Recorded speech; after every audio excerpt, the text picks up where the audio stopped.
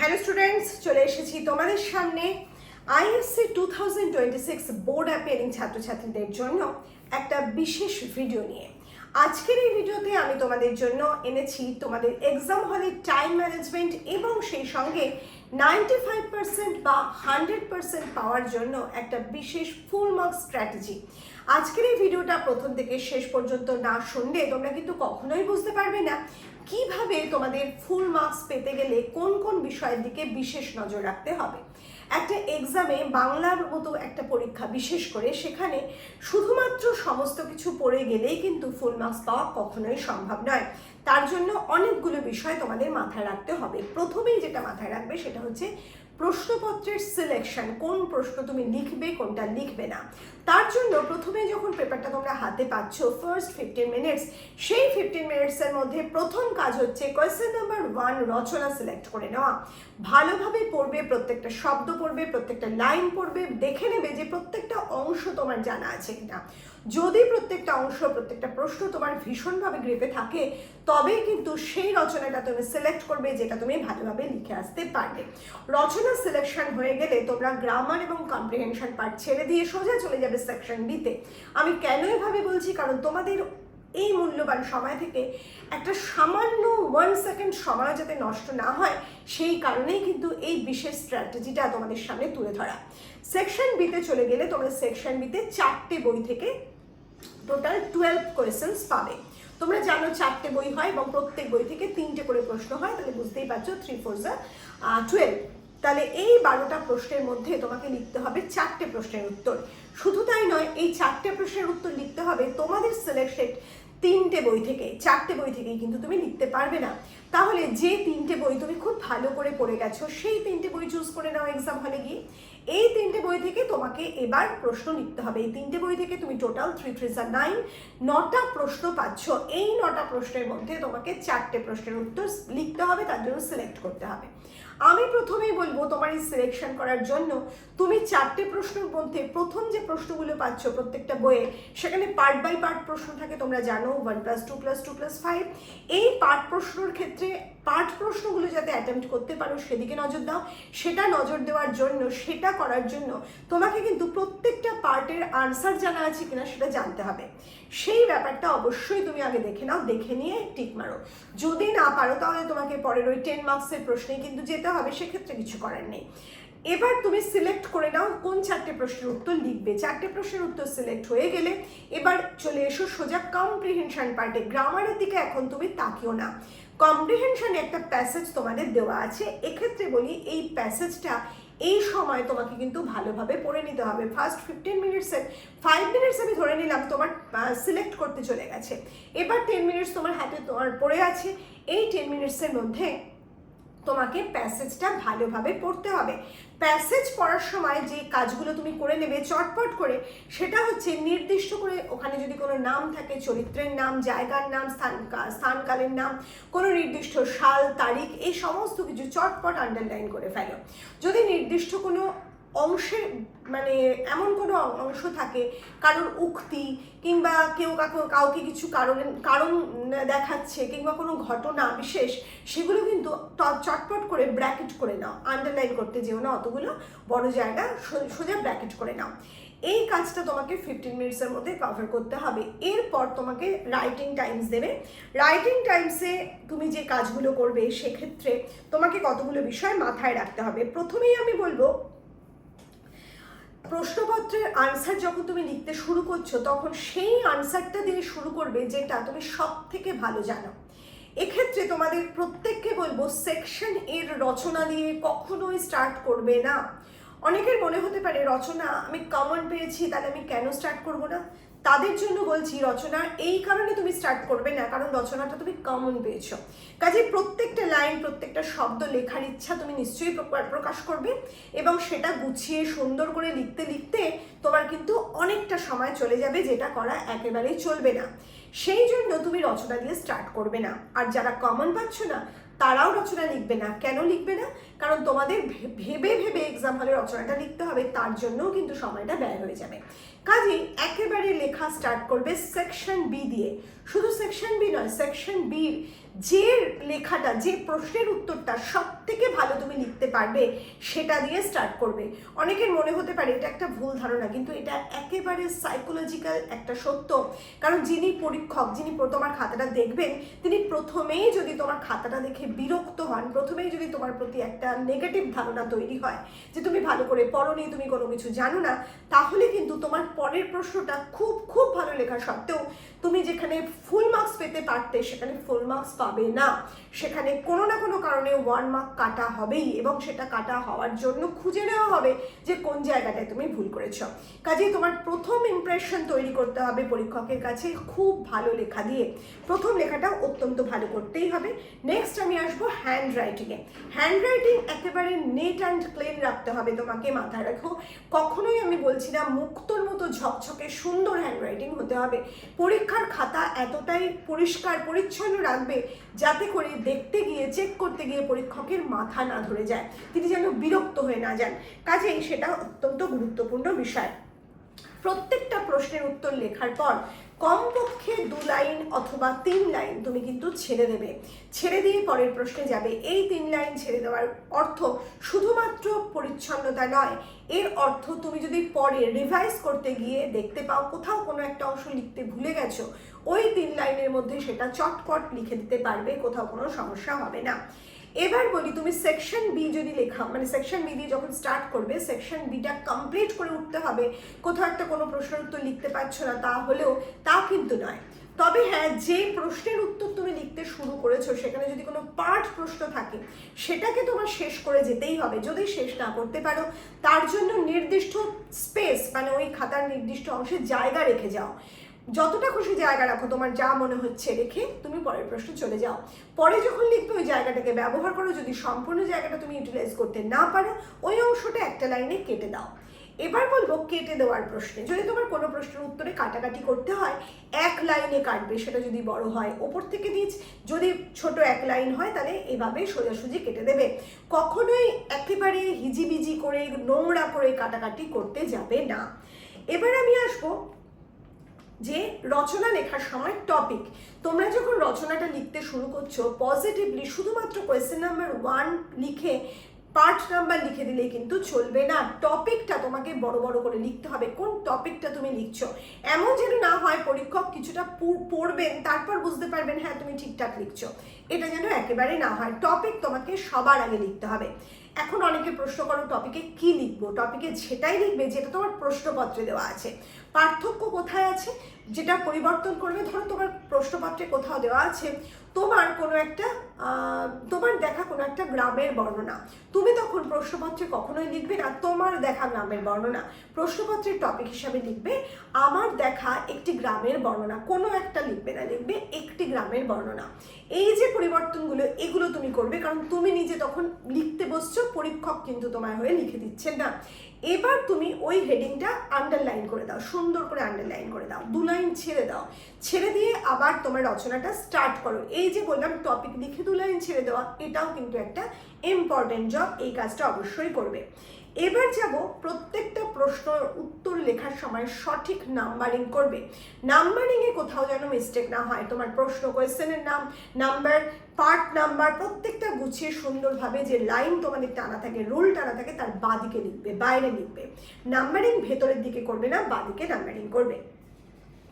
এবার যেটা ইম্পর্টেন্ট বিষয় সেটা হচ্ছে কোয়েশ্চেন আনসার লেখার সময় প্রত্যেকটা আনসারের শুরুতে তোমার যে প্রশ্নের উত্তর তুমি লিখছো সেই গদ্যের নাম বা পদ্যের নাম অথবা উপন্যাসের নাম বা নাটকের নাম এবং রাইটারের নাম লিখতে তুমি কিন্তু কখনো ভুলবে না। ওটা দিয়েই তোমার লেখাটা শুরু হবে। মূল গ্রন্থের নাম না চাইলে কখনোই লেখার প্রয়োজন নেই। আর এই যে কথাটা বলছি নাম লিখে নেওয়া, সেই নামটা কিন্তু প্রত্যেকটা প্রশ্নের উত্তর লিখবে না, মানে পার্ট প্রশ্ন যখন থাকে সেখানে লিখতে হবে তা নয়।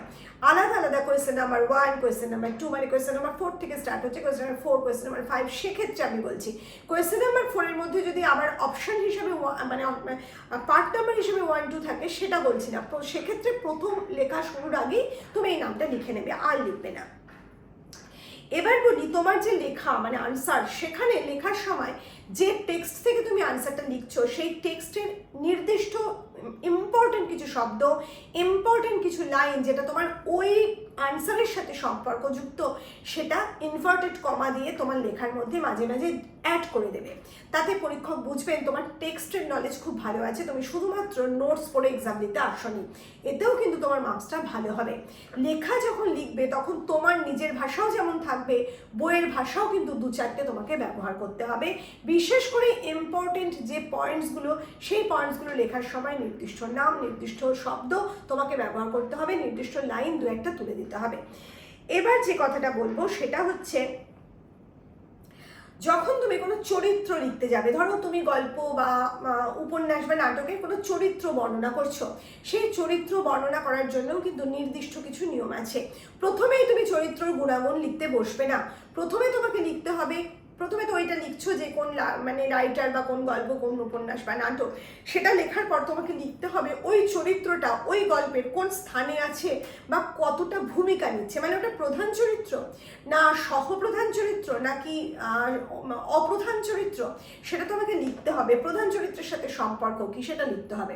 এরপরে তোমাকে লিখতে হবে ওই চরিত্রটাকে ওই গল্প বা উপন্যাস বা নাটকে তুমি ঠিক কখন পেয়েছো, মানে কোন অংশে পেয়েছো বা কোন পর্বে পেয়েছো সেটা তোমাকে লিখতে হবে। প্রথম আমরা পেলাম অমুক জায়গায়, এটা লিখলে এরপর তোমাকে ওই চরিত্রের গুণাগুণ ব্যাখ্যা করতে হবে, মানে তার বিশেষ বিশেষ চারিত্রিক বৈশিষ্ট্যগুলো। সে কিরকম, সেই মানুষটা অত্যন্ত ভালো মানুষ, অত্যন্ত সৎ মানুষ, অত্যন্ত সমাজ দরদি মানুষ বা মানব দরদি মানুষ, অত্যন্ত স্বার্থপর মানুষ। এই যে বিশেষণগুলো আমি বলছি, বিশেষণগুলো অ্যাপ্লাই করতে হবে। শুধুমাত্র বিশেষণগুলো লিখলে হবে না, বিশেষণ লেখার সাথে সাথে তোমাকে টেক্সটে তার এক্সাম্পল তুলে দিতে হবে। কেন তুমি তাকে স্বার্থপর বলছো, কেন তুমি তাকে লোভী বলছো, কেন তুমি তাকে খুব ভালো মানুষ বলছো বা সৎ বলছো, অথবা তুমি অত্যন্ত স্বদেশপ্রেমী মানুষ বলছো, প্রত্যেকটার জন্য কিন্তু তোমাকে এক্সাম্পল তুলতে হবে। পোয়েমের ক্ষেত্রে তোমাদের কিন্তু খুব একটা সমস্যা হবে না, কারণ যে প্রশ্নগুলো 1+2+2 থাকে বা তোমাদের যে 10 মার্কসের প্রশ্ন সেখানে পার্ট থাকে প্রথমে, সেগুলো কিন্তু খুব একটা বড় প্রশ্ন হয় না, ছোট ছোট প্রশ্ন হয়, খুব সহজে আনসার দিতে পারবে। পরের যে বড় প্রশ্নটা সেখানে কিন্তু ম্যাক্সিমাম ক্ষেত্রে দেখা যায় সম্পূর্ণ পোয়েমেরই একটা ব্যাখ্যা বা সারাংশ তোমাকে লিখে আসতে হবে। সেক্ষেত্রে কিন্তু তোমরা সেটা বুঝে খুব সংক্ষেপে ব্যাপারটা লিখবে, কিন্তু ততটা সংক্ষেপেও লিখবে না যেখানে মার্কসটা তোমার কমে যাবে। বারবার বলছি, মাথায় রাখবে আইসিএসসির যে লেখার স্টাইল, আইএসসিতে কিন্তু লেখার স্টাইল একেবারে ডিটো ওরকম হলে চলবে না। এখানে কিন্তু তোমার রাইটিং স্টাইলটা মানে লেখার পরিমাণটা বাড়াতে হবে। সব কিছু খুব সংক্ষেপে লিখে শেষ করে দেবো তা বললে চলবে না। যেখানে যতটা প্রয়োজন সেটা তো অবশ্যই লিখবে, কিন্তু যখন এমন হবে যে অনেকটা বেশি লেখার প্রয়োজন, মানে তোমার 2 পাতা হয়ে যেতে পারে, তখন কিন্তু তোমাকে নজরে আনতে হবে সেটাকে সংক্ষিপ্ত করব। এই হলো বিষয়। আর 1 নম্বরে যে প্রশ্নগুলো সেখানে পজিটিভলি কিন্তু ফুল সেন্টেন্সে আনসার লিখবে। কখনোই একটা কোনো রকমে শব্দটা তুলে দিলাম বা কোনো রকমে একটা বিষয় তুলে দিলাম আধখ্যাচটা করে, তা করলে চলবে না। এবার বলবো যে লাইনগুলো, যে বাক্যগুলো তুমি ব্যবহার করছো, সেই বাক্যগুলো কিন্তু সঠিক হতে হবে। তোমরা অনেক সময় এত বড় বড় সেন্টেন্স লেখো যার ফলে শেষ মুহূর্তে বাক্যটা গঠনে গণ্ডগোল হয়ে যায়। সেটা যেন না হয় তার জন্য ছোট ছোট সেন্টেন্স ব্যবহার করবে, ছোট ছোট মানে বাক্য লিখে তোমরা নিজের মনের ভাবটা প্রকাশ করবে। সাধু ভাষায় লিখবে না, সম্পূর্ণ কথ্য ভাষায় লিখবে, কিন্তু শালীনতা বজায় রেখে লিখবে।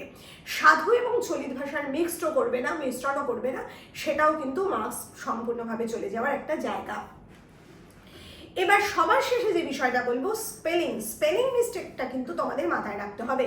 তোমাদের ইম্পর্টেন্ট গল্প বা কবিতা সমস্ত কিছু নামের ক্ষেত্রে অথবা চরিত্রের নাম, ইম্পর্টেন্ট টপিকের সেই বিষয়গুলো, মানে মূল যে ঘটনা সেই বিষয়গুলোর থেকে যে শব্দগুলো পাচ্ছ, এরকম ইম্পর্টেন্ট ওয়ার্ডের ক্ষেত্রে কিন্তু স্পেলিং মিস্টেক করা চলবে না। চললে কিন্তু মার্কস তোমাদের কাটা যাবে, নম্বরটা অনেকটা কমে আসবে। এবার আমরা চলে যাব, আমাদের এই সব ব্যাপার হয়ে গেল, আমাদের সম্পূর্ণ স্ট্র্যাটেজি আমরা বললাম, এক্সাম হলে স্ট্র্যাটেজি বা টিপস যেগুলো বলার। এবার আমরা আসবো সম্পূর্ণ টাইম ম্যানেজমেন্টের ঘটনায়। টাইম ম্যানেজমেন্ট করতে গেলে তোমাকে যে বিষয়টা মাথায় রাখতে হবে, প্রথমে আমি তোমাদের বলেছি ফার্স্ট 15 মিনিটসের মধ্যে তোমাকে কম্প্রিহেনশন পার্টটা রিড করে কি কি করতে হবে। এবার তোমার যখন টাইম স্টার্ট হচ্ছে, রাইটিং টাইম, তোমাকে তখন রাইটিং যে টাইমটা, তখন তোমাকে কি করতে হবে, তোমাকে স্টার্ট করতে হবে সেকশন বি থেকে, সেটাও আমি বলেছি। এই সেকশন বিতে তুমি কিভাবে টাইমটা ম্যানেজ করবে। প্রথমেই বলি, সেকশন বিতে তুমি 4টে প্রশ্নের উত্তর লিখছো 10 মার্কসের, সেখানে তোমাকে টোটাল 1 hour 40 minutes দিতে হবে। কম বেশি হতে পারে, সেটা তুমিই ব্যালেন্স করে নেবে পরবর্তীকালে। কিন্তু 1 hour 40 minutes ঘড়ি ধরে তুমি এই সময়টা রাখবে শুধুমাত্র ওই 4টে প্রশ্নের উত্তর লেখার জন্য। 4টে প্রশ্নের উত্তরে যেহেতু তুমি 1 hour 40 minutes রাখছো, তাহলে কম বেশি তোমাকে প্রত্যেকটা প্রশ্নের জন্য 25 minutes ইউজ করতেই হবে। এই 25 মিনিটসের জায়গায় কখনো 23 হতে পারে, 20 মিনিটস হতে পারে, কখনো বা 26 বা কখনো বা 26 বা 30 মিনিটস হয়ে যেতে পারে। আবার বলছি, ব্যালেন্স করার কাজটা কিন্তু তোমাকেই বুদ্ধি করে করতে হবে। এবার তোমরা যাবে সেকশন এ গ্রামারে। গ্রামারের জন্য মাত্র 10 মিনিটস হাতে রাখো। তোমাদের এমসিকিউ এর আনসার লিখতে হবে, 2টো প্রশ্নের উত্তর লিখতে হয় প্রথম দিকে, সেটা ছেড়ে দাও। এমসিকিউটা যেহেতু বেশি, তুমি 10 মিনিটস রাখো, ম্যাক্সিমাম 12 মিনিটস ব্যয় করতে পারো, সেটা ব্যালেন্স করে নিও কোথাও থেকে। সেই 10 মিনিটসের মধ্যে অপশন নাম্বারগুলো শুধুমাত্র লিখে আসলেই চলবে। যেমন কোয়েশ্চেন নাম্বার 4-এ তোমাদের গ্রামার থাকছে, কোয়েশ্চেন নাম্বার 4 অপশন নাম্বার, ধরো কোয়েশ্চেন নাম্বার 1, 4-এর 1 অপশন নাম্বার বি, এভাবে তোমরা আনসারটা লিখে আসবে, আর কিছু লিখতে যাবে না। গ্রামার পার্ট কমপ্লিট করে তোমরা চলে যাবে কোথায় না, আগে তোমার সেকশন বি হয়ে গেছে গ্রামার, এবার তুমি আসবে কম্প্রিহেনশন পার্টে। সেকশন বির পরে তুমি কিন্তু পজিটিভলি গ্রামারে হাত দিচ্ছ, গ্রামারের পর আসবে কম্প্রিহেনশন পার্টে। কম্প্রিহেনশনটা তোমার পড়া আছে, এবার প্রথমেই কিন্তু প্যাসেজে যাবে না, আগে যাবে প্রশ্নে। প্রশ্নগুলো পড়ে নাও ভালো করে, মানে এমসিকিউ সমেত সমস্ত প্রশ্ন পড়ে নিয়ে এবার প্যাসেজটা পড়তে পড়তে আনসার লেখো। 3 মার্কসের প্রশ্নের জন্য ততটাই লিখবে যতটা প্রয়োজন। আর অপশান যেগুলো এমসিকিউ, সেগুলো এমসিকিউ এর অপশান দিয়ে দিলেই চলবে, সম্পূর্ণ লেখার কোনো দরকার নেই। এই কম্প্রিহেনশনের জন্য তুমি ব্যয় করবে কত না 20 মিনিটস। 20 মিনিটস তুমি কম্প্রিহেনশনের জন্য ব্যবহার করতে পারো। তাহলে 20 মিনিটস যদি তুমি কম্প্রিহেনশনে লাগাও আর গ্রামারের জন্য 10 মিনিটস, তাহলে ওই 1 hour 40 মিনিটসের পর আবার তোমার চলে গেল টোটাল কত না 2 hour 10 minutes। 2 hour 10 minutes চলে গেলেও তোমার হাতে কিন্তু পড়ে থাকছে এখনো 50 মিনিটস। এই 50 মিনিটসে তুমি কি করবে, রচনা লিখতে আসবে। রচনা লেখার সময় তোমাকে কিন্তু ওই 50 মিনিটস হাতে তোমাদের আছে, সম্পূর্ণ রচনায় ব্যয় করলে চলবে না। তোমায় মনে রাখতে হবে রচনাটা 35 থেকে 40 মিনিটসের মধ্যে তুমি লিখবে, সম্পূর্ণ রচনাটা কমপ্লিট করবে। একেবারে ঘড়ি ধরে যা বলছি তাই যদি তুমি শোনো, টাইমের ক্ষেত্রে তোমার কোথাও সমস্যা হবে না, সম্পূর্ণ পরীক্ষার প্রশ্নের উত্তর, সমস্ত উত্তর তুমি কিন্তু দিয়ে আসতে সক্ষম হবে। তাহলে এই 50 মিনিটসের মধ্যে যদি 35 থেকে 40 মিনিটস তুমি রচনার জন্য ব্যবহার করো, সেক্ষেত্রে তোমার হাতে পড়ে থাকছে আরও 10 মিনিটস। এই 10 মিনিটস কিন্তু কখনোই ফেলে দেওয়ার নয়, খুব গুরুত্বপূর্ণ, কারণ রিভিশনের প্রয়োজন তাদের জন্য যারা ভালো মার্কস পেতে চাইছে, 95% স্কোর করতে চাইছে, 100% স্কোর করতে চাইছে, কোথাও যেন কোনো রকম ভুল না হয়। এই 10 মিনিটসে তুমি রিভিশন করো কি কি লিখেছো, সেই রিভিশনের কাজটা তুমি কি কি দেখে নেবে ভালো করে। নাম্বার 1, প্রত্যেকটা প্রশ্নের উত্তর লিখেছো কিনা। নাম্বার 2, নাম্বারিং ঠিকঠাক করেছো কিনা, টপিকের নাম লিখেছো কিনা। নাম্বার 3, এক্সট্রা পেজ নিয়ে যদি থাকো, সেই এক্সট্রা পেজের উপর নিজের নাম, রোল নাম্বার লিখেছো কিনা। এক্সট্রা পেজটা নিয়ে যখন তুমি লেখা শেষ করছো, সেটা তুমি স্টেপল করো অথবা তুমি সুতো দিয়ে বেঁধে দাও, সেই কাজটা তুমি ঠিকঠাক করেছো কিনা। স্টেপল করলে দুদিক থেকে, মানে খাতার সামনে থেকে পেছন থেকে দুদিক থেকে ডাবল স্টেপল করবে। যদি তুমি সুতো দিয়ে বাঁধো, সেই সুতোটা ভালোভাবে বাঁধা হয়েছে কিনা ভালোভাবে পরীক্ষা করে নেবে। দরকার হলে ডাবল সুতো চেয়ে নিয়ে বাঁধবে, কোথাও কোনো রকম গলদ রাখবে না, যাতে তোমার এক্সাম তোমার কারণে খারাপ হয়ে যায়। হয়ে গেল। এই সমস্ত কাজ করার পরে তুমি অবশ্যই নিশ্চিন্ত মনে খাতা জমা দিয়ে আসতে পারো, কোনো টেনশন রাখবে না। আর অবশ্যই সমস্ত ক্ষেত্রে তোমাকে টেনশন ফ্রি কাজ করতে হবে, কারণ তুমি এখন নতুন করে কিন্তু কিছু করতে পারবে না। টেনশন ফ্রি ভাবে যদি তুমি থাকতে পারো, তাহলেই কিন্তু তুমি ভালো স্কোর করতে পারবে। তাহলে চলো, আমাদের আজকের ভিডিও আমরা এখানেই শেষ করছি এবং বিশ্বাস রাখছি তোমাদের সকলের এক্সাম খুব খুব ভালো হবে, খুব ভালো হবে, নিশ্চয়ই ভালো হবে। তাহলে তোমাদের সবার জন্য রইল আমার অনেক অনেক শুভেচ্ছা বা শুভকামনা। খুব ভালো থেকো।